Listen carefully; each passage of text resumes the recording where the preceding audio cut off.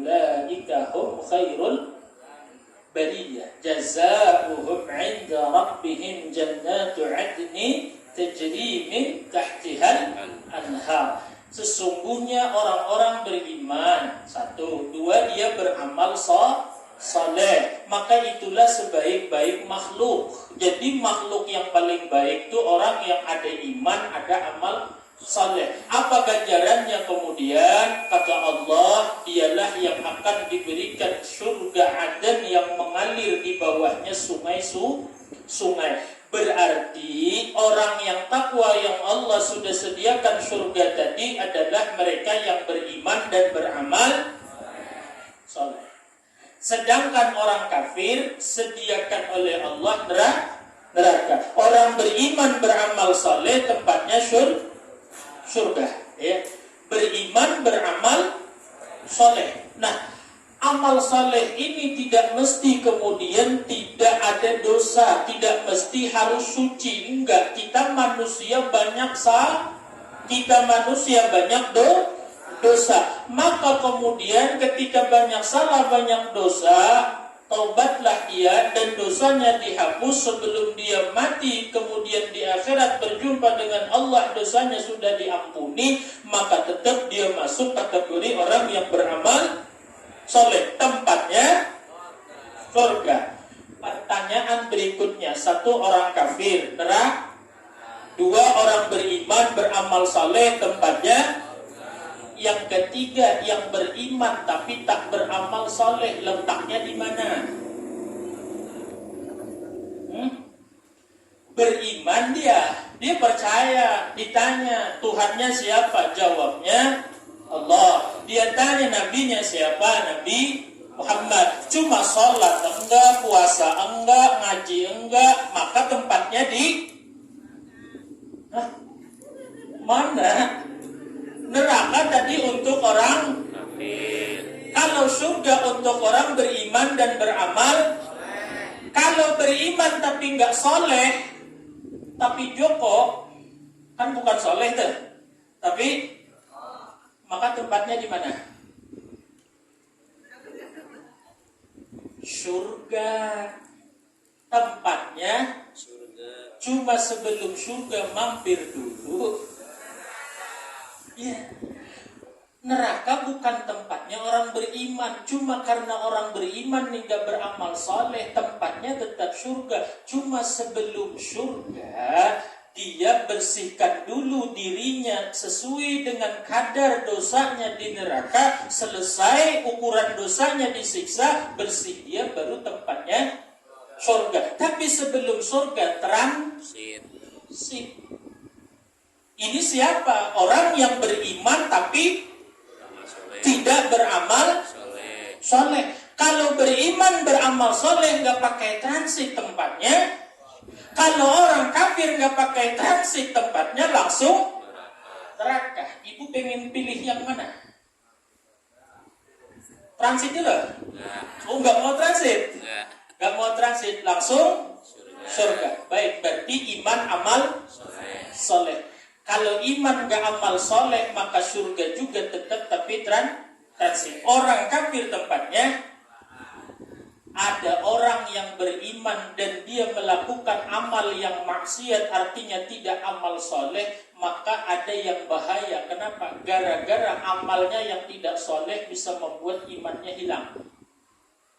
Berarti gini, kafir jelas sudah neraka, beriman beramal soleh jelas sudah tempatnya surga. Beriman tidak beramal soleh kemungkinannya dua. Bisa jadi surga karena cuma transit di neraka, bisa jadi kekal di neraka karena imannya hilang. Sebab apa imannya hilang? Karena amal yang tidak soleh. Maka Allah katakan, wattaqun naral lati uiddat lil kafirin, takutilah neraka yang Allah sediakan bagi orang kafir. Bukan hanya orang kafir yang asli yang dari awal dia tidak beriman, tapi orang yang beriman yang ahli maksiat dia tidak tobat, sehingga bisa jadi karena maksiatnya imannya hilang, maka dihukumkan juga orang, maka kekal di. Tapi kalau imannya masih ada walaupun ahli maksiat, tempatnya surga. Cuma sistemnya sampai sini jelas. Ini belum materi, ini baru pembukaan. Biar otaknya encer. Kalau otak encer melili lewat telinga loh. Biar otaknya kebuka. Berarti kita pilihannya satu, maaf waliyadzubillah, na'udzubillah min dzalik kafir. 2 iman amal saleh. 3 iman amal. Kalau lawannya soleh itu dalam bahasa agama toleh. Kalau pakai satu baik soleh, tapi kalau pakai to itu lawannya soleh, toleh. Kalau mau punya anak namanya satu soleh, satu toleh, satu soleh, berantem terus, ya wajar kan? Satu maksiat, satu soleh. Nah, yang beriman dan maksiat ini bahaya nih.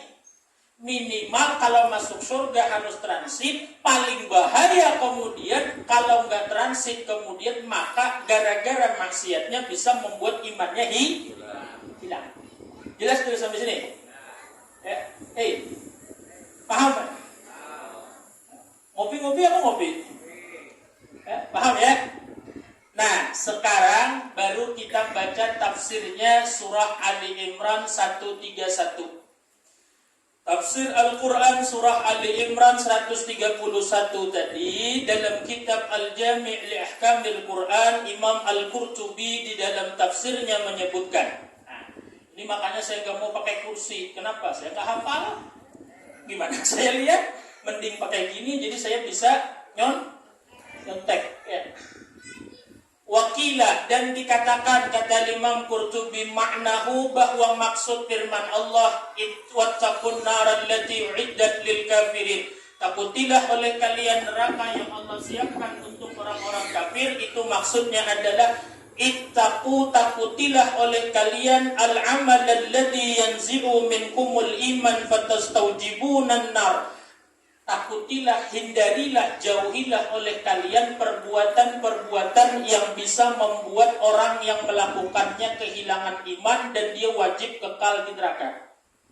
Jadi ada amalan, ada dosa, ada maksiat yang kalau ini tidak tobat, bahayanya bisa membuat orang yang melakukannya kehilangan iman. Berarti masuknya hukumnya kategorinya kafir. Uiddat lil kafirin, neraka disediakan bagi orang kafir. Fatastawjibun nar minadh-dhunubi ma yastawjibunahu sahibuhu naz'ul iman. Sebahagian daripada dosa-dosa yang mewajibkan pelakunya naz'ul iman, kehilangan iman, dan kita harus takut kepadanya. Yang pertama kata Imam Al-Qurtubi dalam tafsir Imam Al-Qurtubi, min dzalika, di antara yang demikian itu amalan dosa yang bisa membuat iman itu hilang adalah uququl walidain, satu, durhaka kepada orang tua. Imam Al-Qurtubi menyebut di sini 5 perbuatan yang bisa membuat pelakunya kehilangan iman.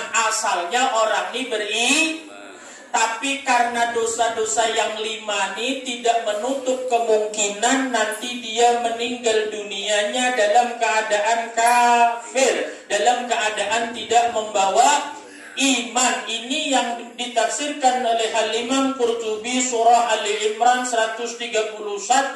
Apa dosanya, apa maksiatnya? Yang pertama kata beliau, uququl walidain, durhaka kepada kedua orang tua. Hati-hati benar. Durhaka kepada orang tua bisa membuat anak itu kehilangan iman matinya. Maka Allah di dalam Al-Quran berfirman, wa qadha rabbuka alla ta'budu illa iyyah wa bil walidaini ihsana. Kata Allah, Allah sudah tetapkan kemudian agar kalian tidak menyembah kepada selain Allah dan berbuat baiklah kepada kedua orang tua. Kenapa menyembah selain Allah digandengkan dengan berbuat baik pada orang tua? Salah satu tafsirnya karena kalau berbuat jelek atau durhaka ke orang tua bisa menyebabkan orang itu akhirnya menyembah kepada selain Allah. Artinya imannya lepas. Waliyadzubillah. Ya. Maka perhatikan ini baik-baik sebelum Ramadan. Sebelum sibuk kirim status WhatsApp dan apalagi tulisan ucapan selamat Ramadan. Itu pun hasil daripada bukan tulis sendiri, dia bukan. Ada punya orang, diteruskan namanya, dikirimnya ke Pak Ustadz. Kan? Pak Ustadz paham, dia nggak nulis, Pak Ustadz nggak mau jawab. Kenapa? Dia bukan nulis sendiri, dia hasil boleh kemudian nyomot dari grup. Ngalaman ya. Ngalaman ya. Selamat Idul Fitri juga sama. Ya, ada grup kemudian yang bagus videonya dia ambil, dia kirim seolah-olah itu dari dia, padahal bukan. Belum apa-apa udah bohong. Ya, maka sebelum Ramadan, sebelum ngirim ke sana kemari, ucapan selamat Ramadan, ada satu yang paling utama dan paling pertama, ibu bapakmu. Telepon dulu. Kalau bisa ketemu syukur, nggak bisa ketemu sebelum Ramadan, telepon dulu. Pastikan minta halal, minta ridha, minta ampun, minta maaf dunia akhirat. Kenapa? Iman tuh bisa hilang kalau kemudian terus menerus dalam keadaan orang tua tidak ridha kepada kita. Sedangkan Ramadan tuh kuncinya iman. Ramadan itu setan setan dibelah, setan dirantai. Kalau ada orang tarawih berkeliaran itu bukan setan, datuknya setan. Karena setan dibelenggu. Nggak ada orang tarawih berkeliaran itu bukan setan, karena saat itu setan kenapa dia nggak dibelenggu? Datuknya. Telepon dulu bapak ibu dulu. Kalau punya rezeki kirim. Ya, ini nasihat buat diri saya, buat kita semua. Jangan telepon-telepon terus, nanti orang tua puyeng ditelepon terus, duit gak pernah nyampe. Telepon terus kan, kata bapaknya telepon terus, ini kemudian duitnya kapan nyampe? Kalau di sini orang nyebut hari pertama puasa namanya, munggahan. Biasanya kalau di saya, tahu di sini, kalau munggahan tuh usahakan makan khususnya sahur. Kenapa? Karena baru pertama bangun, mata masih nyawanya masih sepertiga nih. Begitu melihat terik itu bisa balik lagi ke kasur. Ya kan? Coba kalau munggahan tuh ayam apa? Opor lagi sebut jengkol subuh-subuh. Ayo deh, opor jengkol. Begitu masaknya tuh jam 2:30 belum bangun sudah keciuman tuh, kemudian nggak perlu dibangunin, insya Allah kesiangan.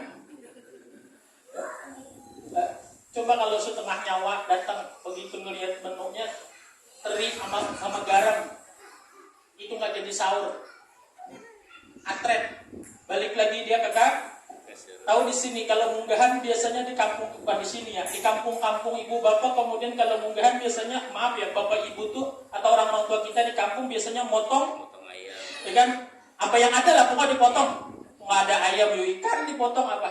Nah coba sesekali kemudian telepon kalau ada rezeki, kirim duit buat beliau munggahan, buat apa. Kayak kita di sini mungkin gampang makan enak awal pertama sahur Ramadan. Dan mereka orang tua kita di kampung, kita pernah pikir nggak makan apa.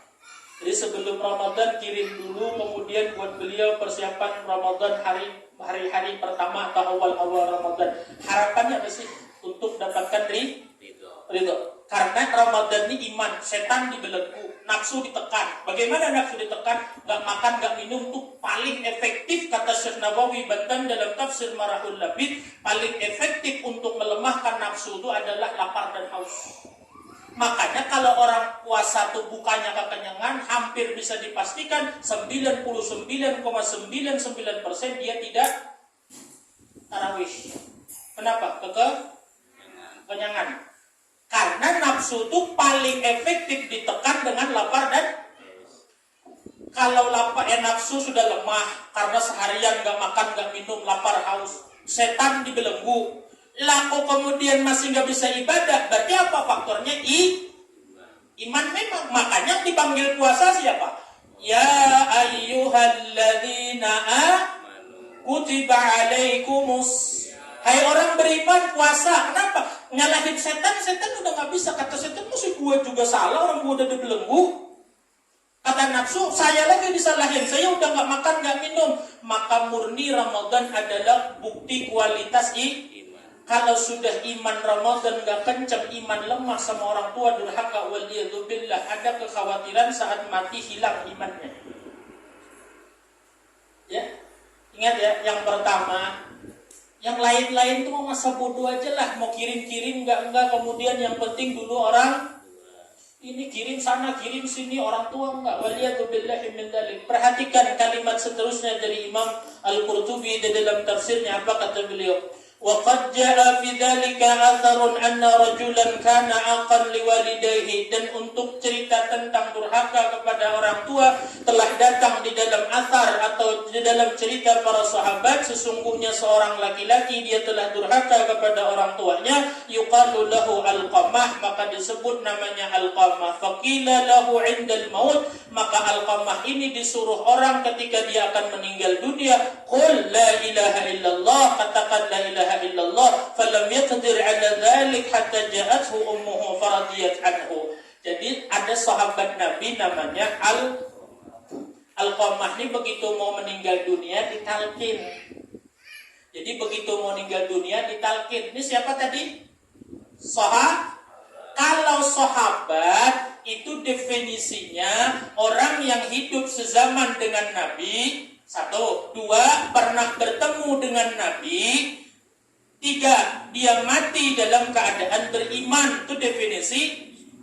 Ada orang kemudian hidup sezaman dengan Nabi, matinya dia beriman, tapi tidak pernah ketemu dengan Nabi, tidak disebut sahabat, jatuh turun jadi tabi'in. Contohnya Uwais Al-Qarani. Uwais Al-Qarani hidup sezaman dengan Nabi, tapi gak pernah ketemu sama Nabi, padahal hidup sezaman. Cuman Uwais Al-Qarani di Yaman, Rasulullah di Madinah. Berapa kali pengen ketemu, gak pernah ketemu. Meninggal dunia dalam keadaan beriman, tapi gak pernah ketemu, walaupun sezaman gak disebut sahabat. Ini Alqamah sahabat, berarti hidup sezaman, berarti pernah bertemu. Kalau bahasanya ngajinya sama Rasulullah, ibadahnya bareng di belakang Rasulullah, kemudian contohnya melihat langsung apa yang dilakukan Rasulullah, tapi begitu mau meninggal dunia ditalkin nama yang lain, la ilaha illallah, la yaqdiru ala dzalik, dia tidak bisa mengucapkan kalimat itu, tidak bisa mengucapkan la ilaha ketika akan meninggal dunia ditalkin oleh yang lain, la yaqdiru ala dzalik. Ternyata apa salahnya semasa hidup dia pernah nyakiti orang tuanya dan orang tuanya belum ridha, sehingga diberitahu orang tuanya, baru datang ibunya ridha, baru bisa mengucap la ilaha illallah, baru meninggal dunia. Tahu apa salahnya Alqamah? Bukan ngata-ngatain orang tua, bukan kemudian memarahi orang tua, bukan apa bahasa sininya, menginiin mata orang tua atau apa? Melototin orang tua, bukan. Salahnya apa? Dalam riwayat disebutkan suatu ketika Alqamah dibeli 2 baju. Beli 2 baju, niatnya satu buat istri, satu buat ibunya. Sebelum pulang ke rumah, dia datang dulu ke rumah ibunya, dia katakan, "Bu, saya beli 2 baju aja rezeki. Kemudian, ini bajunya dua-duanya, tapi tolong ibu jangan pilih yang warna merah, karena itu udah pesanan istri saya." Kebetulan ibunya pengen yang merah, tapi karena sudah di-cut duluan, "Ibu jangan yang merah ya Bu, yang merah buat istri saya." Maka ibunya nggak jadi. Kalau bahasanya ngambil yang hijau, padahal pengen merah. Gara-gara itu ibunya hatinya mengkel, hatinya dongkol, dan ibunya nggak ridho. Ketika akan meninggal dunia nggak bisa mengucap la ilaha illallah. Kalau menurut kita kesalahan ini kecil. Cuman Dibang milih baju, bukan gak dikasih baju, bukan gak dibeliin baju ibunya, enggak, dibeliin, cuma jangan milih yang merah. Yang merah pesanan boy. Masya Allah.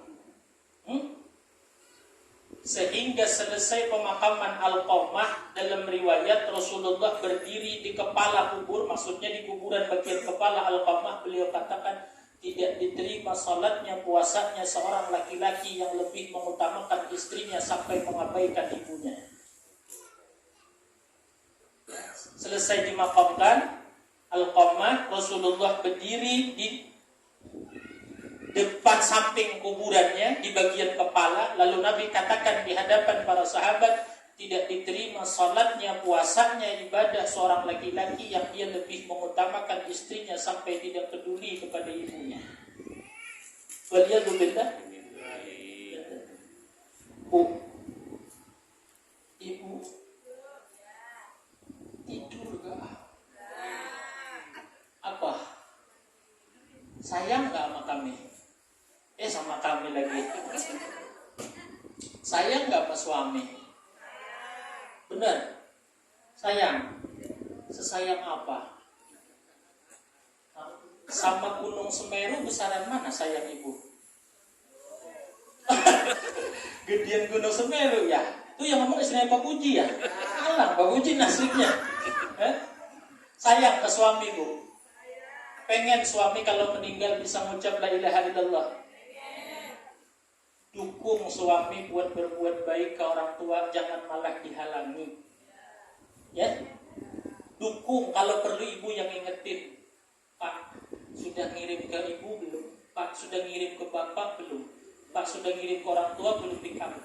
Jangan malah ibu begini. Sok mau ngirim ke orang tua, kita aja hidup masih begini. Ada yang begitu di sini? Tak pecat jadi murid kalau ada. Ada? Alhamdulillah. Ya, karena di sini dia kan, kalau di rumah mana kita tahu. Ya? Ibu, saya nggak manggil. Nyaut terus. Kalau ibu kemudian mendukung suami berbuat baik kepada orang tua, maka kalau suami ibu masuk surga, ibu lebih duluan di surga. Bapak-bapak enggak. Ini ibu-ibu. Bapak-bapak belum tentu. Ibu-ibu, kalau ibu yang dukung, malah ibu yang usulin, malah ibu yang ingetin, maka kalau bapaknya masuk surga, ibu berhak duluan. Kenapa? Kalau ke ibu ingetin, kalau ibu nggak dukung, suami ini nggak bisa ngapa-ngapa. Hakikatnya laki-laki ini sehebat apapun, setinggi apapun, pangkatnya sejago apapun di luar, kalau di rumah sama istri begini. Tanya Pak Ikin kalau nggak percaya. Kalau sampai Mekin gak percaya, tanya saya. Ya, kita ini Masya Allah, kalau kata istri, pokoknya jangan berani transfer ke orang tua malam ini tidur di luar. Gak berani, gak bakalan, gak kelihatan. Mana yang berani? Angkat tangan coba. Ada, kelihatan. Maka suami ini sehebat apapun di rumah, makanya sebenarnya yang hebat tuh kita ini jagonya di dalam. Kata istrinya, Pak tuh piring, Pak tuh cuci pakaian. Ini orangnya. Bukan kita takut, bukan. Gak ada sejarahnya takut sama makhluk model begini. Hilang yang begini 3 hari itu juga dapat kita nyari, ya kan? Takbir.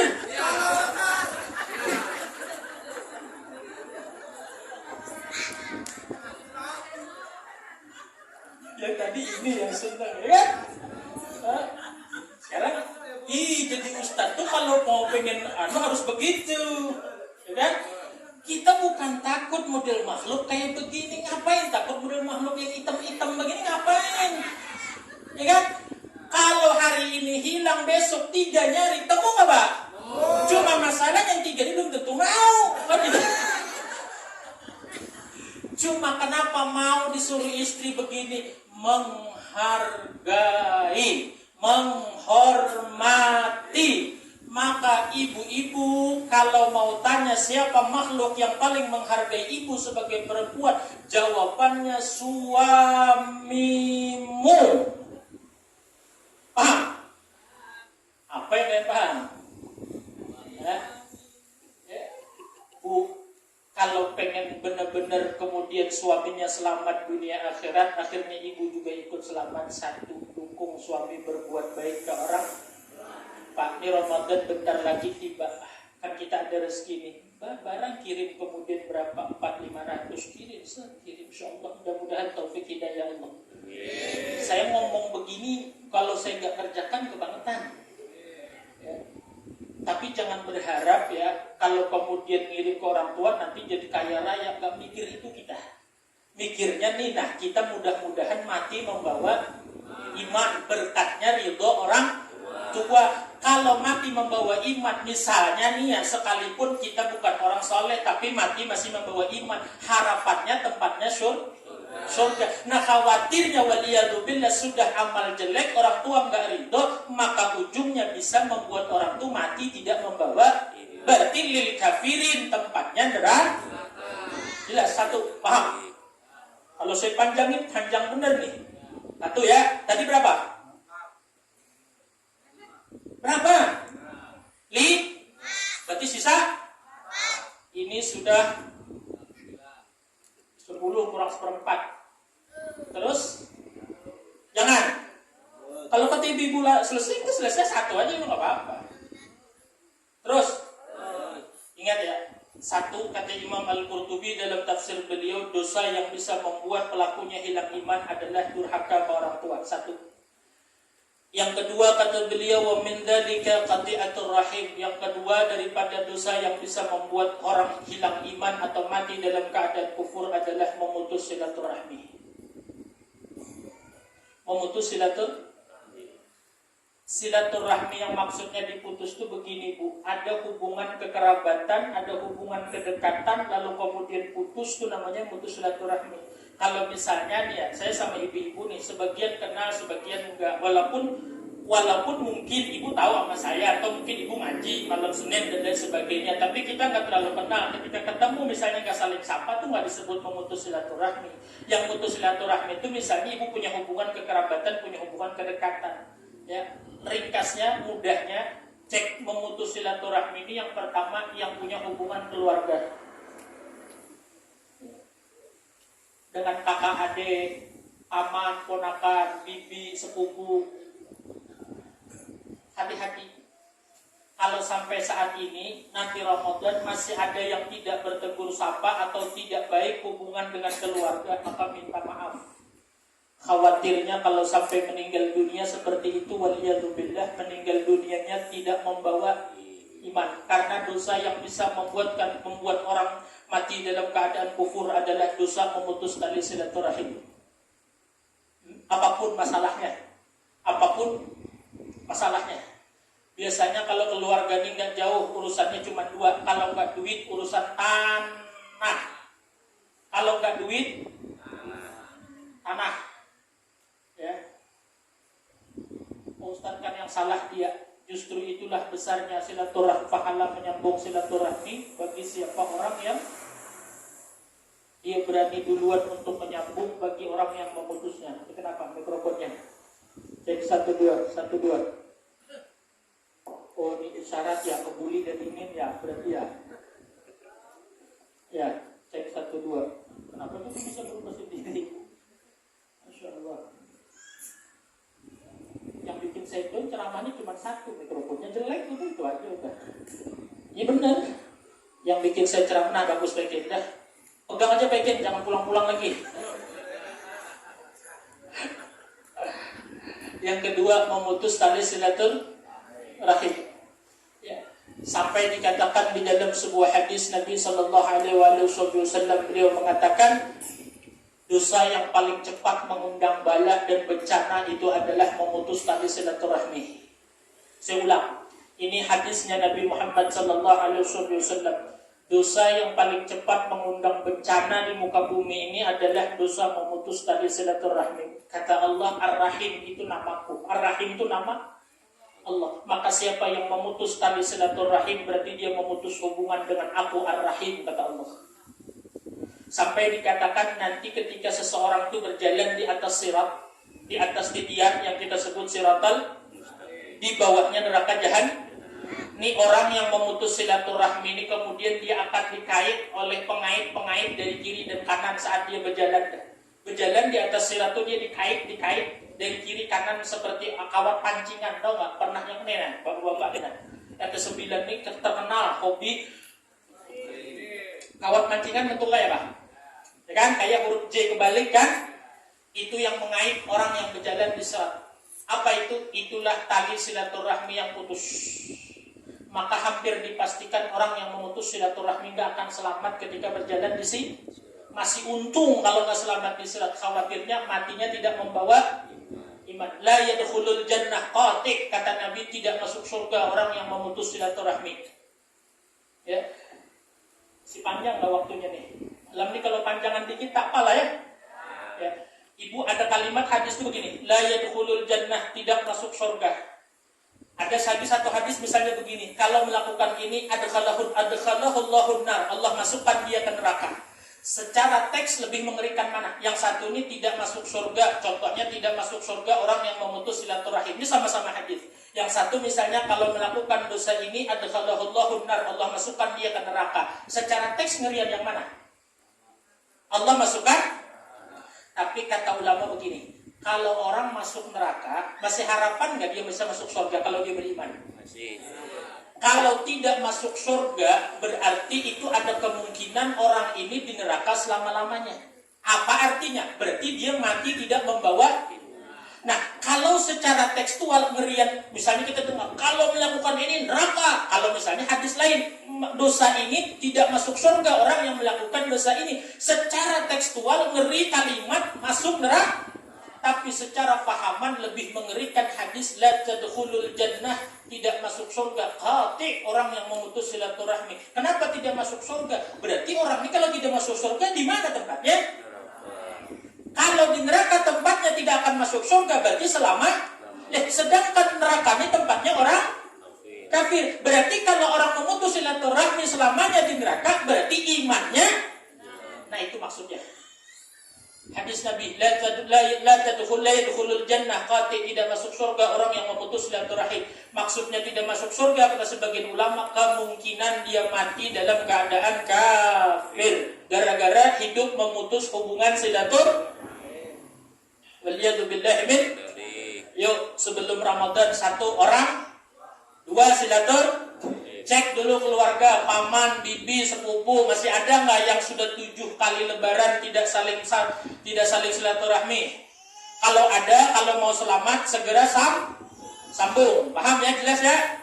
2, 3. Akilur riba, orang yang makan harta riba. Ya. Ya ayyuhalladzina amanu la taqulur riba ad'afan mudha'afah wattaqullaha la'allakum tuflihun. Kata Allah, hai orang beriman, jangan kamu makan daripada riba yang berlipat ganda. Dan bertakwalah kepada Allah, niscaya kamu jadi orang beruntung. Maka kemudian riba kalau tidak segera bertobat menyebabkan pelakunya bisa mati tanpa membawa iman. Jadi dosa besar yang sangat-sangat harus kita bahasanya gini ya. Bukan apa-apa. Seandainya kita misalnya harus jadi pendosa juga, minimal jangan durhaka deh ke orang tua. Minimal jangan memutus minimal jangan makan harta. Kata Nabi, ijtanibu sab'ul mubiqat, jauhi oleh kalian 7 dosa besar. Disebut di situ yang pertama asyirku billah, mensekutukan Allah. Lalu bainahunna, di antaranya Allah sebut akilur riba, memakan harta riba. Sampai harta riba dikelompokkan dengan syirik kepada. Kenapa? Karena lama-lama orang yang tidak tobat dari harta riba juga ujung-ujungnya hilang iman. Waliyadu billahi min. Yuk. Boleh aja pengen punya apa tuh boleh, tapi kalau sekira-kira ada ribanya tahan. Apakah lebih berharga iman daripada benda yang kita inginkan? Apakah lebih berharga benda yang kita inginkan daripada iman? Dalam hadis sahih dikatakan la'ana Rasulullah sallallahu alaihi wasallam. Rasulullah melaknat. Siapa yang dilaknat Rasul? 4. Akilur riba, yang memakan harta riba, pelaku riba. Wa mukilahu, yang dikasih makan dari harta riba juga dilaknat oleh Rasulullah. Jadi bukan pelakunya doang, dia bawa duit riba pulang, dia makan, dia bawa barang riba ke rumah dipakai oleh keluarganya, maka keluarganya, anak istrinya juga dilaknat. Nah, la'ana Rasulullah akilur riba, yang pelaku riba. Wa mukilahu, yang dimakankan dengan harta riba. Wa katibahu, yang tukang catat, saksinya juga dilaknat. Tukang catat, sekretarisnya. wa syahidaihi, 2 orang yang menyaksikan itu transaksi riba juga dilaknat. Jadi riba ini 4 yang dilaknat, pelakunya, yang dikasih makannya, kemudian tukang catatnya, lalu kemudian saksi. Wa qala, dan Nabi bersabda, hum sawaun, mereka podo. Sama. Saya kan gak riba, saya cuma ikut ngeliat doang. Podo. Dosa yang Allah sampai nyatakan perang itu riba. Kata Allah dalam Al-Quran, فَإِنْ لَمْ تَفْعَلُوا فَأْذَنُوا بِحَرْبٍ مِّنَ اللَّهِ وَرَسُولِهِ. Kalau kalian tidak hentikan itu riba, فَأْذَنُوا بِحَرْبٍ مِّنَ اللَّهِ وَرَسُولِهِ, maka ketahuilah kalian akan diperangi oleh Allah dan Rasulnya. Nggak gampang-gampang orang riba itu musuhan sama Allah. Bukan musuhnya Pak RT, bukan musuhnya Pak RW, bukan musuhnya Ustadz pelaku riba itu, bukan musuhnya Allah. Apa arti musuhnya Allah? Allah bisa cabut iman. Maka 2 yang Allah tegas nyatakan, Allah musuh dengan dia, Allah perang dengan dia. 1, pelaku riba. Yang kedua, kata Allah, man adali waliyan faqad adantuhu bil harbi, dalam hadis kursi. Kata Allah, siapa yang memusuhi kekasihku, wali-waliku, maka aku nyatakan dengan dia perang. Kata ulama ahli hadis, arti Allah perang dengan dia, Allah cabut imannya, berarti dia mati dalam keadaan tidak membawa akilur riba, dosa riba. Kata Nabi sallallahu alaihi wasallam, dirhamun riba yaquluhur rajul wa huwa ya'lam asyaddu min 36 zanyah. Kata Nabi, orang yang memakan 1 dirham dari harta riba dan dia tahu itu riba tapi masih makan juga 1 dirham. 1 dirham itu nggak banyak, paling berapa puluh ribu dia makan. Apa? Asyaddu, dosanya lebih besar min 36 zanyah, lebih besar dosanya dari 36 kali berzina. Dalam hadis lain Rasulullah mengatakan pintu riba itu 70 pintu. Aisaruha, pintu yang paling rendah surga itu dosanya sama seperti seorang anak berzina dengan ibunya. 70 pintu. Jadi sistem-sistem yang ada sekarang ini sangat mungkin kemudian di dalamnya ada unsur riba. Jangan cepat tertarik dengan iming-iming mudah menjadi kaya. Usaha ini kemudian sebentar doang keuntungannya besar, langsung bisa jadi, atau bahasanya crazy. Tahu juga orang sini bahasa Inggris ya, crazy. Risk, karena saking risknya akhirnya dicek dulu ada ribanya enggak, karena kata Nabi riba tuh pintunya 7. Artinya memang secara nyata tidak kelihatan, tapi ada pintu lain. Ternyata dari sisi sini riba, dimakan 1 dirham saja maka dosanya lebih gede daripada 36 kali zina. Allahu Akbar.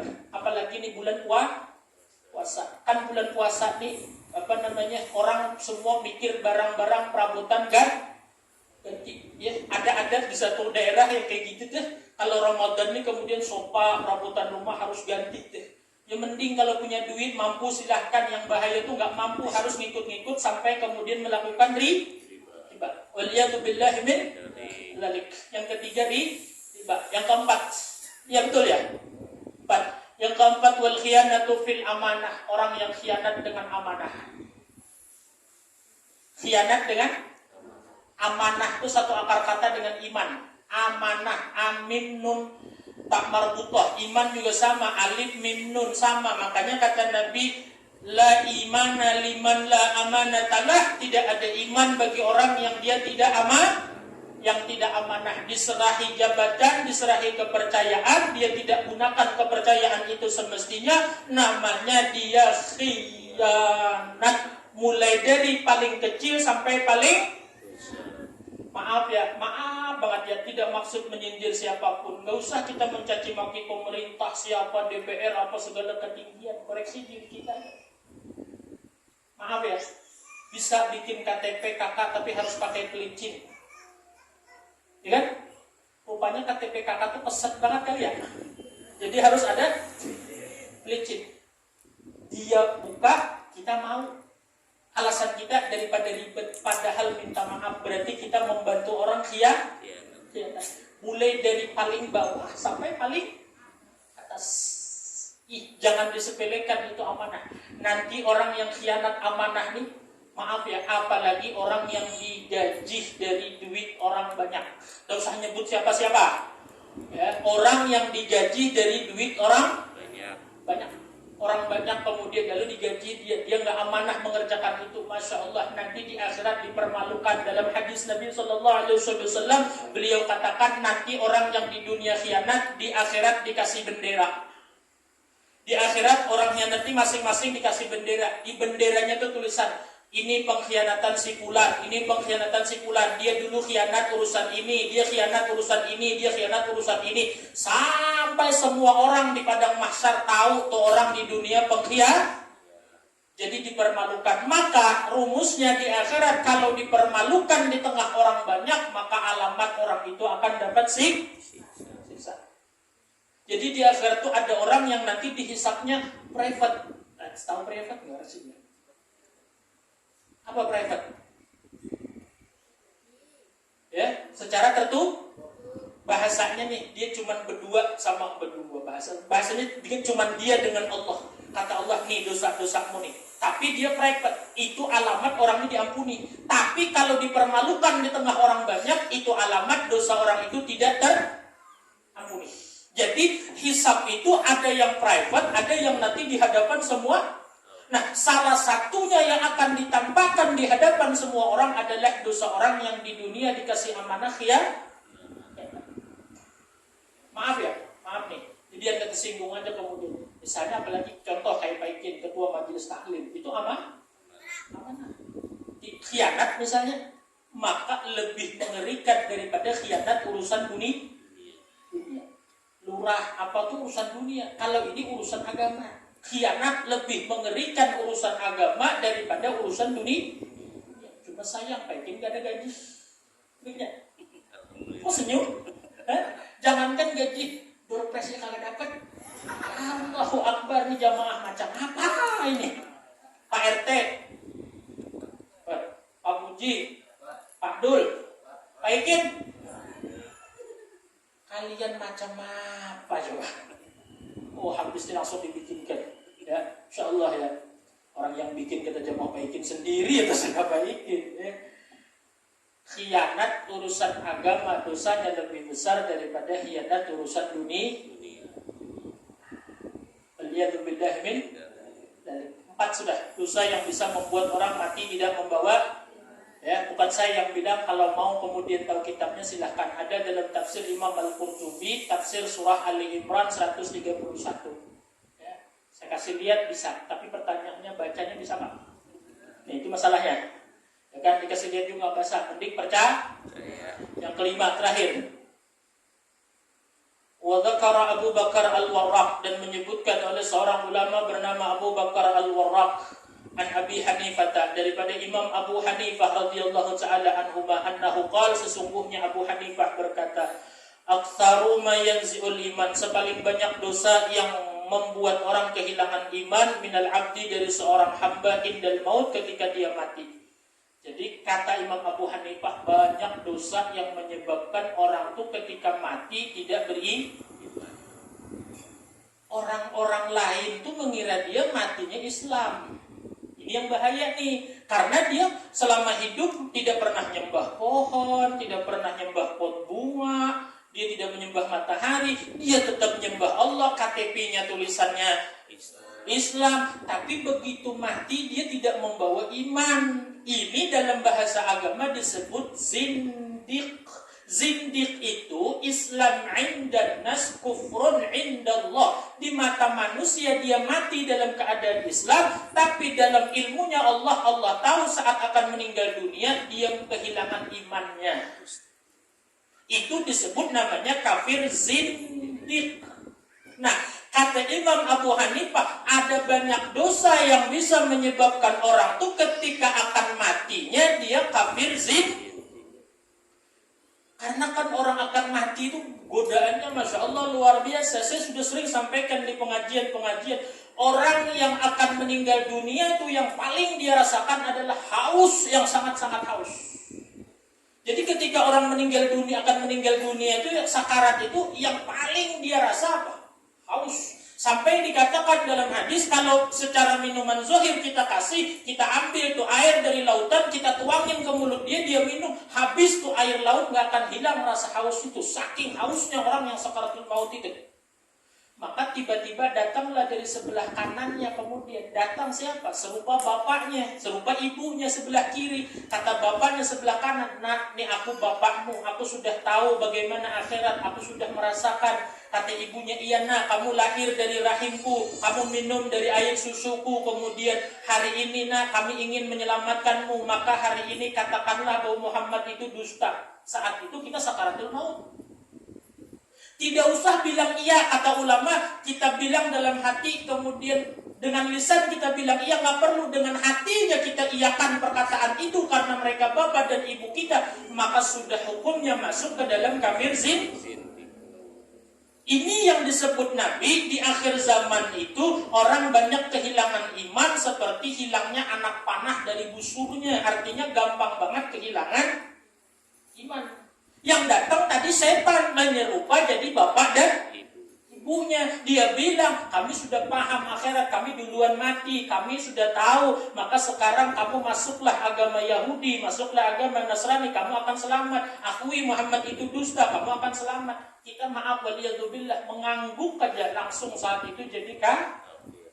Nah, Imam Abu Hanifah mengatakan aktsar, banyak sekali dosa yang menyebabkan orang ketika meninggal dunia kehilangan iman. Summa kemudian qala Abu Bakar Al-Warraq berkata, "Fanadharna," maka kami pikirkan kemudian, fi dzunubi, di dalam semua dosa, allati, yang dosa itu yanzi'ul iman, menghilangkan iman, falam najid syai'an, maka tidak kami temui sesuatu, tanzi'ul iman, yang dia menghilangkan akan iman, naz'an lil iman anil muslim minaz zulmil ibad, daripada menzolimi orang lain. Jadi kata Abu Bakar Al-Warraq, setelah mendengar perkataan Imam Abu Hanifah yang mengatakan banyak dosa yang bisa membuat orang saat akan mati kehilangan iman, maka kami teliti dosa-dosa apa aja itu. Setelah kami teliti, kata Abu Bakar Al-Warraq, tidak kami dapati satu dosa yang lebih cepat membuat orang kehilangan iman adalah daripada orang menzalimi orang lain. Jadi di antara 5 tadi, dosa yang paling cepat membuat orang mati tanpa iman adalah berbuat zalim kepada sesama manusia. Makanya ada tawakufan begini sebelum Ramadan supaya saling, kecuali utang. Masa utang timbang salaman selesai, kan enggak ya? Yang punya yang utang enak, yang diutangin enggak enak. Jadi kalaupun salaman, hutang beres. Kalau bahasanya Allah tuh, kalau urusan kita dengan Allah mau aja Allah tuh kurang lebih. Tapi kalau urusan sesama makhluk, Allah tidak akan kurang lebih. Ibu bapak yang dirahmati oleh Allah, tidak akan bisa sampai kita ke surganya Allah terkecuali habis dulu urusan orang yang kita zalimi selesai nanti di akhirat. Tidak akan, saya ulang lagi ya, tidak akan kita bisa sampai menginjakkan kaki ke dalam surganya Allah kecuali semua urusan yang pernah ada kaitannya dengan manusia selesai. Kita pernah nyakitin orang, kalau belum minta ridho di dunia, nanti di akhirat dituntut, gak akan bisa masuk surga sebelum itu selesai urusan. Kita pernah nyakitin orang, kita pernah bohongin orang, kita pernah nyindir orang, kita pernah macam membuat zalim, maka satu demi satu akan didetil di akhirat, tidak akan ada yang lewat satupun. Jangankan manusia, saya sudah pernah sampaikan hadis sahih, kambing pun nanti akan diadili di akhirat. Di dunia kata Nabi ada satu kambing dengan satu kambing berantem, cuma bedanya kambing yang satu ada tanduk, kambing yang satu nggak punya tanduk. nanti di akhirat keadilan Allah dibalik kambing yang dua ini hidup lagi, yang tadi di dunia nggak punya tanduk di akhirat dikasih tanduk, yang punya tanduk di dunia di akhirat nggak dikasih tanduk, berantem selesai adil baru jadi tanah. Karena mereka hewan tidak lagi diurusi surga atau neraka. Hewan pun diadili dulu baru akan jadi tanah dan selesai urusannya, apalagi manusia. Tidak akan selesai urusan kita di akhirat kecuali selesai semua orang yang punya sangkut paut dengan kita di dunia dulu. Maka sebelum nanti diurus di akhirat yang ribet luar biasa, selesaikan di mau ya saling maaf memaafkan, saling halal saling ridha meridhakan. Ya mau ya mau nggak? Ibu-ibu mau nggak? Khususnya saya nih, saya keluarga, istri, anak minta maaf, minta halal, minta ridha dunia akhirat. Ya selama ngajar di sini sudah S berapa? S3 dah. S1 4 tahun, S2 2 tahun 6, S3 1 tahun setengah atau 2 tahun 8 tahun. Kita berapa? 9. S3 itu 8 tahun, kita 9. Berarti S3 setengah. Karena kebanyakan S, ya, Bu ya, minta maaf ya, minta halal, minta ridha. Kalau ibu-ibu saya nggak ada salah. Ada. Kenapa? Karena ada pasal yang mengatakan perempuan tidak pernah salah, pasal 1. Pasal 2 kalau perempuan salah balik ke pasal 1. Makanya kami laki-laki ini ke ibu-ibu balik lagi ke asal. Ya Pak ya? Ya, bapak-bapak juga sama, mohon ampun, minta maaf, minta halal, minta ridha. Ya Pak ya? Ya, sama-sama kita menghalalkan, meridhakan supaya iman kita kemudian tidak dirusak oleh itu ketika datangnya bulan suci Ramadan. Mudah-mudahan Ramadan ini jadi Ramadan yang benar, iman kita jadi lebih baik. Ya, selesaikan yang 5 ini, kata Imam Al-Qurtubi, saya ulang, 5 dosa yang bisa membuat pelakunya kehilangan iman. 1, durhaka ke orang tua. Yang kedua, memutus silaturahmi. Yang ketiga, akilur riba, masih memakan harta riba. Yang keempat, khianat terhadap amanah. Yang terakhir, yang kelima, menzolimi orang lain. Coba kalau kita cek 1 sampai 5 nih. Durhaka ke orang tua itu manusia bukan? Manusia. Lalu kemudian nomor 2, memutus silaturahmi dengan manusia apa bukan? Manusia. Yang ketiga, harta riba, manusia bukan? Yang keempat, khianat amanah, manusia bukan? Yang kelima, zalim pada orang lain, manusia bukan? Kelima-limanya dosanya tuh dosa dengan manusia. Satu pun gak ada dosa yang dengan Allah langsung. Bukan yang gak sholat, bukan yang gak puasa. Ternyata dosa yang bikin orang tuh bisa kehilangan iman adalah dosa sesama makhluk. Maka ini lebih berat daripada dosa langsung dengan ya, mudah-mudahan kita bisa saling halal menghalalkan, saling ridha meridhakan, kecuali hutang ya. Maka hutang nggak bisa halal, nggak bisa ridha kecuali dibayar. Mudah-mudahan Allah jadikan kita orang yang bisa melalui Ramadan tahun ini jadi Ramadan yang terbaik buat kita insyaallah, keluarga kita. Mudah-mudahan Allah jadikan selesai Ramadan ini orang yang lebih baik dalam urusan ibadah kepada Allah Subhanahu wa taala khususnya, dan mudah-mudahan Allah jadikan kita orang yang ikhlas, orang yang istiqamah dalam taat beribadah kepada Allah, dalam menuntut ilmunya Allah Subhanahu wa taala, dan semoga Allah akhiri umur kita dalam keadaan husnul khatimah, membawa iman yang sempurna, iman yang sempurna bil khair ma'al lutuf wal afiyah was sihah was salam wa ila hadratin nabi sallallahu alaihi wasallam bi sirril Fatihah. A'udzu billahi minasy syaithanir rajim. Bismillahirrahmanirrahim. Alhamdulillahi rabbil alamin arrahmanir rahim maliki yaumiddin. Iyyaka na'budu wa iyyaka nasta'in. Ihdinas siratal mustaqim. Shiratal ladzina an'amta